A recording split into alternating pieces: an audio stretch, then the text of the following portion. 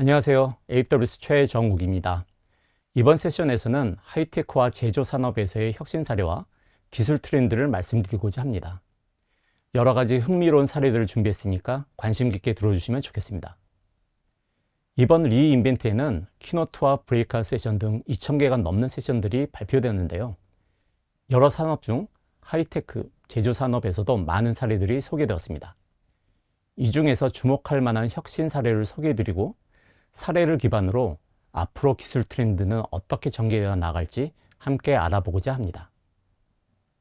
말씀 순서는 먼저 리인벤트에서 주목할 만한 내용 간략히 말씀드리고 여러 기업의 사례와 함께 기술 트렌드를 얘기해 보겠습니다. 그리고 마지막으로 기술 트렌드에 대비하기 위한 제언 사항을 말씀드리려고 합니다. 개인적으로 리인벤트를 통틀어 가장 인상 깊었던 고객 사례는 애플이었습니다.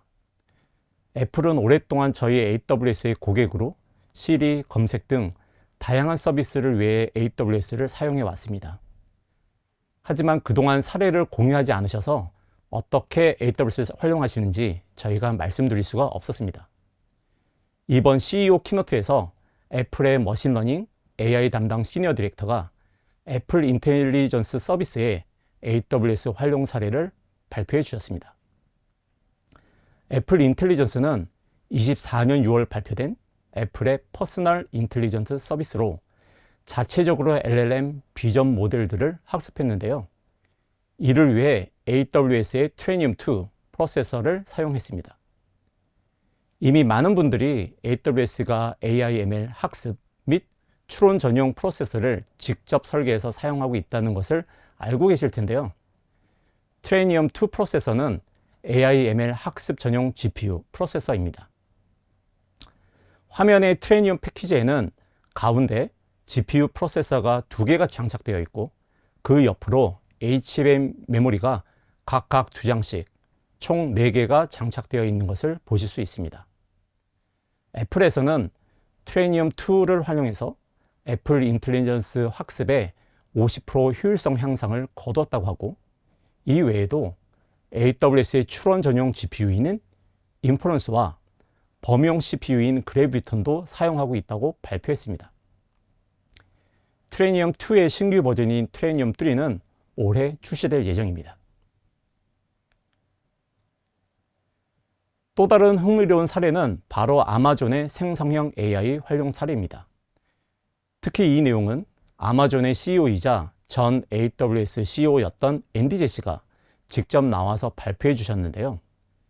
AWS의 새로운 파운데이션 모델인 아마존 노바를 소개해 주시고 또 아마존에서 생성형 AI를 어떻게 활용하고 있는지 다양한 사례를 말씀해 주셨습니다. 그 중에서도 로봇 업무에 생성형 AI를 적용한 사례가 인상적이었는데요. 아마존은 풀피먼트 센터에서 75만 개의 다양한 로봇을 사용하고 있습니다. 풀필먼트 센터 내 상품들을 이동하기 위한 키바 로봇 외에 스페로우라고 하는 소팅을 위한 로봇이 있습니다. 이 스페로우 로봇은 상품을 소팅하고 집합하기 위해서 여러 빈에서 상품을 꺼내서 다른 빈으로 모으는 역할을 수행하고 있는데요. 빈에 들어있는 것이 어떤 상품인지 빠르게 인식하고 어떤 상품을 어떤 빈으로 옮겨야 하는지 또 어떻게 상품을 픽해야 할지 상품의 무게와 크기를 고려해서 결정해야 합니다. 앤디 제시는 스페로 로봇에 생성형 AI를 시범 적용해서 이러한 소팅 업무의 처리 속도를 25% 향상했다고 말씀해 주셨습니다. 그리고 향후 프라임데이나 블랙 프라이데이와 같은 대규모 이벤트에 활용해서 운영 비용도 크게 절감할 수 있을 것으로 예상한다고 합니다.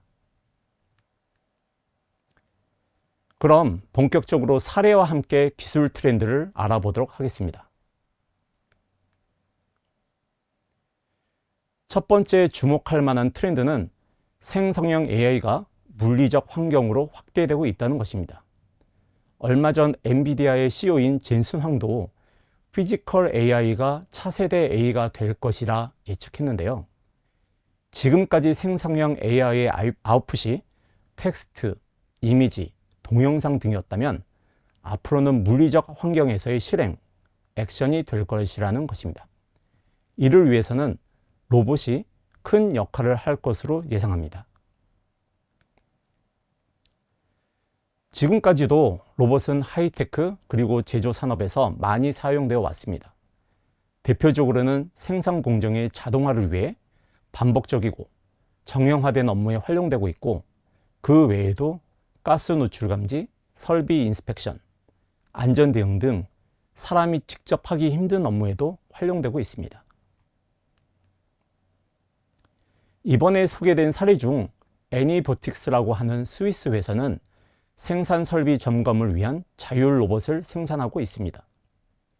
자율 운행 자동차에서 많이 사용되고 있는 라이다 센서를 로봇에 장착해서 생산 설비 현장의 구조를 파악하고 설비 이상을 탐지하는 로봇인데요. 이를 통해서 생산 설비의 다운타임을 최소화하고 안전성을 제고할 수 있다고 합니다. 리인벤트 CEO 키노트에서도 로봇이 소개되었습니다. 코봇이라고 하는 협동 로봇인데요. 코봇의 창업자는 아마존의 로보틱스 담당 부사장 출신입니다. 이분은 생성형 AI가 인지적인 업무 환경뿐 아니라 물리적 업무 환경을 변화시킬 것이라고 얘기했습니다. 기존의 로봇은 인간과 상호작용이 부족하고, 또 최근 기사를 통해서 많이 접하고 있는 휴머노이드는 실제 업무 환경에 적용되기까지는 아직 많은 시간이 걸릴 것으로 예상되고 있는데요. 코봇은 인간과 협업을 강화하기 위해 만들어진 로봇으로 머스크, 모더나 등 기업의 물류 그리고 제조 업무에 이미 사용되고 있다고 합니다. AWS의 베드락을 사용하여 로봇에 생성형 AI라는 뇌를 달아주는 효과를 얻게 되었고, LLM 기술이 발전할수록 코봇도 보다 더 스마트한 로봇이 될 것으로 기대하고 있습니다. 국내 기업인 두산 로보틱스의 사례도 있었습니다. 바로 생성형 AI를 로봇에 적용한 사례입니다. 업무의 자동화를 위해 로봇이 만들어졌지만 정작 로봇을 생산하는 과정 그 자체는 자동화되지 않았다고 하는데요. 로봇이 주어진 태스크를 실행하기 위해서는 로봇 제어 코드를 프로그래밍해야 하고 테스트 후 로봇에 배포해야 했습니다. 그리고 업무 현장에서 로봇의 작업 변경이 필요한 경우는 다시 코드를 수정해서 배포해야 했기 때문에 활용도 측면에서 유연성이 부족했습니다. 실제로 작업 변경을 하게 되면 엔지니어가 새로운 동작 요건을 파악하고 다시 프로그램한 후에 또 많은 테스트를 거쳐야 했기에 오랜 시간이 필요했습니다. 이러한 로봇 제조 과정의 어려움, 그리고 현장 요건에 따른 작업 변경 시 유연성 문제를 해결하기 위해서 AWS와 함께 프로젝트를 수행했습니다. 몇 개월에 거친 스프린트를 통해서 인간이 구도로 업무를 지시하면 로봇 제어 코드를 생성형 AI가 자동으로 생성해서 로봇을 구동하는 프로토타이핑을 완료했습니다. 첫 번째 단계는 시뮬레이션 환경에서 먼저 구현하고 테스트했습니다. 화면 왼쪽에서처럼 빨간 박스를 집어서 파란색 박스 옆으로 이동하는 명령을 내리면 로봇이 움직여야 하는 궤적을 개선하고 그 궤적을 여러 태스크로 나누어서 코드를 생성합니다. 이후에 실제 두산의 로봇 팔 제품에 적용하고 3D 카메라를 장착해서 여러 음료 캔 중에 원하는 음료수를 가져오게 하는 작업을 구현했습니다. 이전에는 정해진 일만 반복해서 하는 단순한 로봇이었지만 머리와 눈, 귀를 장착하고 사람의 명령에 따라 움직이는 스마트한 로봇이 된 것입니다. 리인벤트의 해당 세션 영상을 보시면 데모가 포함되어 있으니 관심 있으신 분은 유튜브에서 한번 찾아보시길 바랍니다. 두 번째 트렌드로 말씀드리고자 하는 것은 에이전틱 AI의 부상입니다. 생성형 AI가 정말 똑똑하구나 하는 건 많은 분들이 동의하실 겁니다. 그런데 Q&A나 요약 말고 실제 업무에 더 효과적으로 적용할 수 있는 방법이 없을까 고민하시는 분들이 많을 것 같습니다. 우리 업무를 살펴보면 일련의 의사결정과 액션의 흐름으로 구성되고 또 업무는 여러 태스크로 쪼개어져 수행될 수 있습니다. 하지만 지금까지 생성형 AI와 상호작용 방식은 이러한 업무 흐름을 컨트롤하기는 어렵습니다. 따라서 생성형 AI를 일상 업무 플로우에 적용하는 방법으로 에이전틱 AI가 부상하고 있습니다. 가트너의 정의에 따르면 에이전틱 AI는 인간의 개입 없이 자율적으로 의사결정하고 행동하는 AI 시스템입니다. 인간의 명령에 따라 추론하고 문서를 검색하고 다양한 API를 호출해서 결과를 정리하는 복합적인 프로세스를 수행할 수 있고요. 더 나아가 업무 태스크별 목적에 따라 여러 AI 모델이 협업하는 구성도 가능합니다.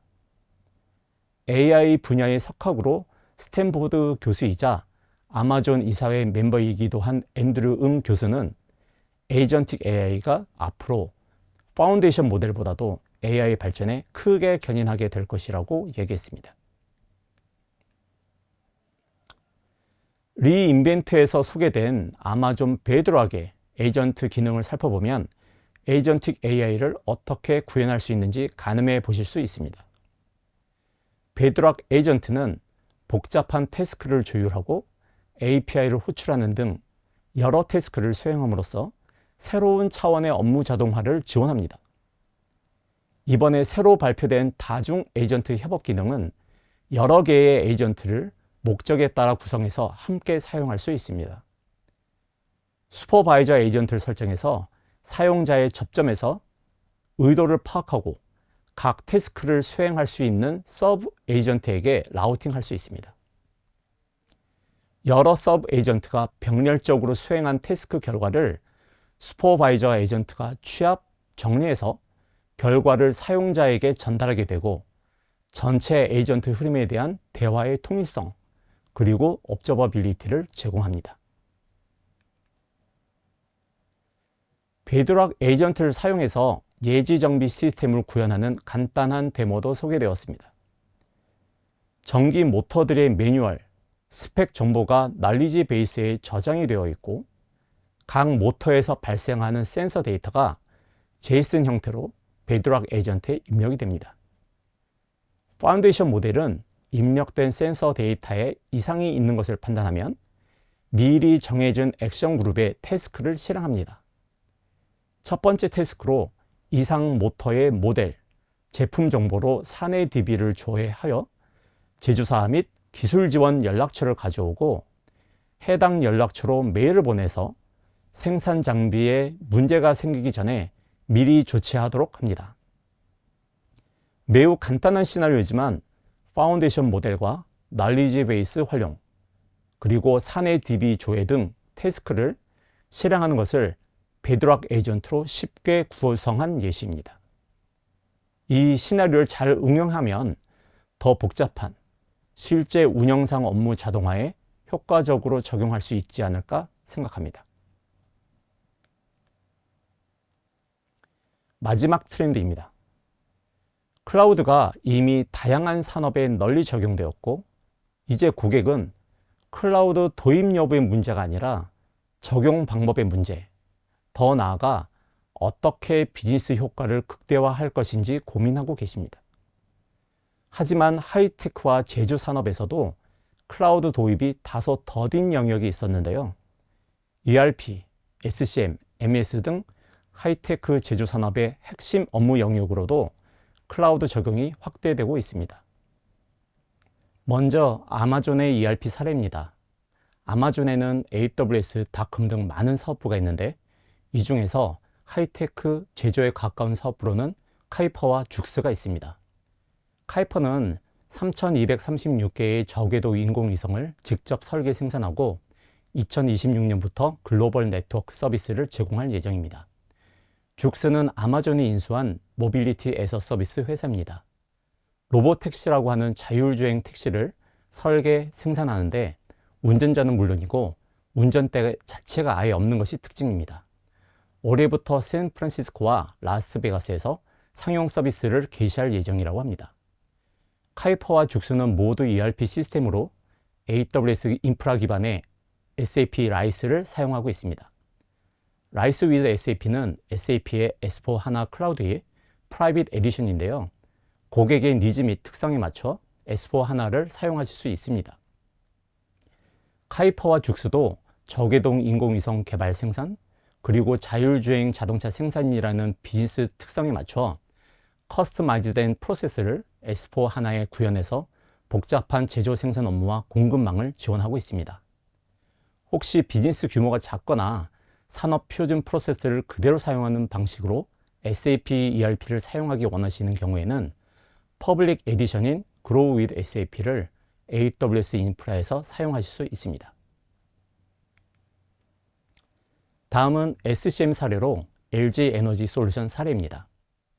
LG 엔솔은 전기 자동차용 배터리 수요 예측 고도화를 위해 AWS 환경에서 다양한 AI 서비스를 활용하고 있습니다. 전기 자동차 배터리는 제품 특성상 안전을 위해 인벤토리를 오래 가져갈 수 없고, 또 원자재 가격의 변동이 원가 및 판가에 큰 영향을 미치기 때문에 수요 예측의 정확도가 중요합니다. 이러한 수요 예측이 단순히 한 가지 방법으로 이루어질 수는 없었습니다. 먼저 배터리의 수요 예측을 위해서는 전기 자동차의 B2C 판매 데이터를 분석하고자 했습니다. 그리고 LG 엔솔의 전기차 배터리는 B2B 거래로 이루어지기 때문에 수요 예측에 보다 직접적인 영향을 줄 수 있는 B2B 구매 데이터에 대한 분석도 필요했습니다. 마지막으로 코비드, 미국 대선 결과 및 IRA 법안 등 비즈니스에 큰 영향을 주지만 과거 데이터로 예측할 수 없는 이벤트성 데이터의 분석도 필요했습니다. LG 엔솔은 먼저 B2C 시장 데이터 분석을 위해서 전기 자동차 판매 데이터를 아마존 폴캐스트로 시계열 예측했습니다. B2C 데이터의 시계열 예측은 아마존 폴캐스트로 소타 수준의 예측이 가능했기에 자체 노력을 최소화하고자 했습니다. 그리고 B2B 데이터 분석을 위해서는 세이지메이커로 구매 의사 결정 패턴을 모델링했습니다. 마지막으로 이벤트성 데이터는 분석할 과거 데이터 자체가 아예 없었기 때문에 각종 뉴스, 문헌, 리서치 리포트로부터 데이터를 정형화하고 인사이트를 도출하고자 했고, 이를 위해 아마존 베드락을 활용했습니다.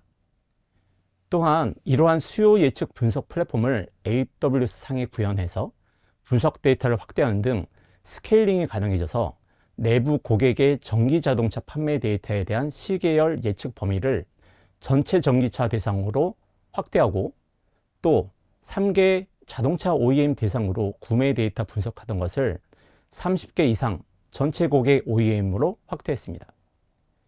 이렇게 생성형 AI를 포함한 다양한 AI 기술을 함께 사용함으로써 LG 엔솔의 배터리 수요 예측 정확도를 개선하고, 또 AWS 기반 분석 플랫폼을 활용하여 적은 인력으로 최대의 비즈니스 효과를 달성하기 위해 노력하고 있습니다.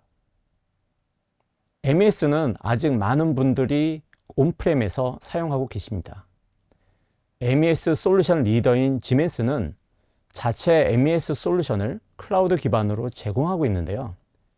AWS의 멀티 리전을 사용함으로써 시스템 가용성을 확보하고 엣지 서비스인 아웃포스트를 고객 사업장에 배치하여 레이턴시를 최소화하고 있습니다. 국내 대기업 중에서도 해외 생산 시설의 MES를 유사한 아키텍처로 구축한 사례가 있는데요. 이렇게 엣지와 AWS 리전을 함께 사용하는 하이브리드 클라우드 MES로 고객의 생산 시설 구축 리드 타임을 감소하고 운영 효율화를 도모할 수 있습니다. 또한 역량이 있는 IT 운영 인력의 확보가 쉽지 않은 해외 생산 시설인 경우에는 운영 안정화 또한 제고할 수 있습니다. 마지막으로 설계 플랫폼의 사례입니다.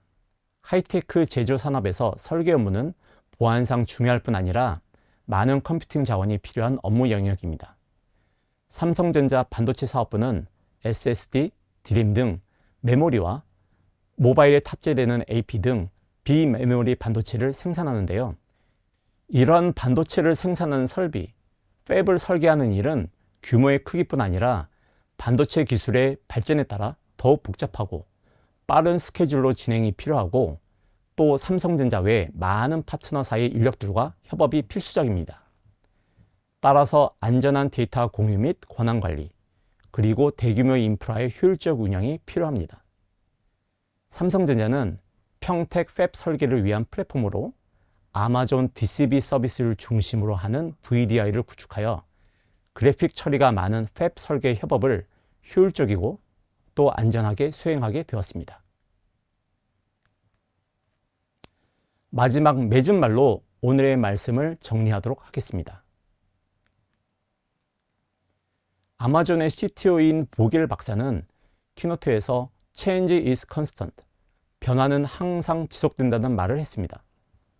돌이켜보면 우리를 둘러싼 모든 것들은 항상 변화해 왔고 우리는 그 변화에 대응하면서 함께 변화해 왔습니다. 이제 생성형 AI 확산에 따라 그 변화의 속도는 더욱 가속화될 것으로 생각합니다. 그럼 변화의 시대에서 우리가 가져야 할 자세는 어떤 것이 있을까요? 아마도 새로운 아이디어를 포용하고 끊임없이 시도하는 것이 아닐까 합니다. 생성형 AI로 더욱 가속화되는 변화 속에서 다음 세 가지를 제언드리고자 합니다. 먼저 생성형 AI는 아직 초기 단계입니다. 지난 2년이 좀 넘는 기간 동안 얼마나 빠르게 성장했는지 우리가 잘 알고 있듯이 앞으로 더욱 발전할 것으로 예상됩니다. 따라서 눈을 크게 뜨고 다양한 파운데이션 모델과 AI 기술을 검토하고 실험해서 목적에 맞는 모델, 그리고 성능과 비용을 고려한 최적의 모델을 선정하는 것이 중요합니다. 두 번째로 생성형 AI의 부작용을 막을 수 있는 안전장치, 가드레일이 필요합니다. 유해한 컨텐츠, 또 원하지 않는 주제는 차단할 수 있어야 하고 환각을 감지하고 민감 정보는 제어할 수 있도록 관련 기능을 면밀히 검토하고 적용해야 합니다. 최근 생성형 AI의 가드레일을 위한 많은 기능들이 베드락에 추가되었으니 확인해 보시기 바랍니다. 마지막으로 생성형 AI를 위한 조직의 근력을 키워야 합니다. 42.195km의 마라톤을 뛰기 위해서는 5km, 10km, 단계적으로 달리기 거리를 늘려가면서 근력과 체력을 키워야 하듯이 지금 당장 생성형 AI로 비즈니스를 혁신할 킬러 유스 케이스가 없다 할지라도 머리로만 검토할 게 아니라 Learn by doing, 많은 실험의 실천을 통해서 배움으로써 생성형 AI를 위한 체력을 키워야 합니다. 그래야만 향후 킬러 유스 케이스를 찾게 되었을 때 성공적으로 생성형 AI를 적용할 수 있고 또 그런 과정이 있어야 진정한 생성형 AI의 킬러 유스 케이스를 찾을 수 있다고 저는 믿고 있습니다. 이 세션을 경청해 주신 고객 여러분들도 이러한 여정을 통해서 비즈니스 혁신에 도움이 되는 생성형 AI 유스 케이스를 꼭 찾으시길 바랍니다. 제 발표는 이것으로 마치겠습니다. 발표 내용 중 추가로 궁금하신 점이 있으시면 아래 메일 주소로 연락 주시면 고맙겠습니다. 그리고 설문에 참여해 주시면 고맙겠습니다. 감사합니다.